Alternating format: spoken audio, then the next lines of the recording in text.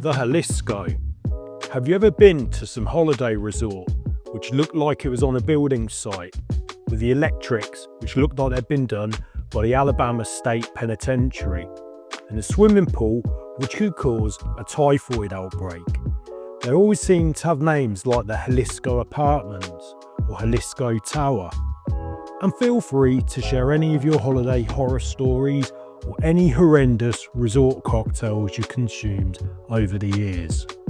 But let's cut to the chase. The sun's out, it's only 18 Celsius, but us Brits are out there sunbathing, so what a better time to make a tequila cocktail, as we haven't made one for ages. The ingredient lineup: tequila blanco, gone for one of my favourite workhorse bottles, Ariete, orange juice, grenadine and saline solution. Let's kick this off by adding 2 ounces of 60ml tequila to our shaker. Then add 1 ounce, that's 30ml of fresh orange juice. Then we want around 1/4 ounce, that's 7.5ml of grenadine. Lastly, add 3 to 4 drops of saline solution. I'm going to go for 4. Add ice, and I'm going to shake this around 11 to 13 seconds. History-wise, this cocktail was created by William Billy Tarling and appeared in the 1937 Café Royale cocktail book.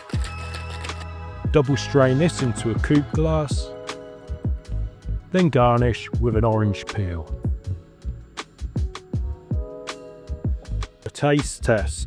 You get the tequila from the offset, obviously the agave notes being prominent, then you expect it to evolve into something else, but it falls flat. Something key is missing here, and that's the sour component. The salt works okay with the tequila, but doesn't have anything else bitter to work with.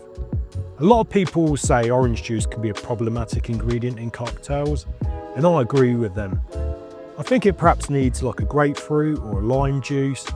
It's certainly a cocktail of its time, but it just tastes like sweet tequila to me. I'm going to give this 5 out of 10.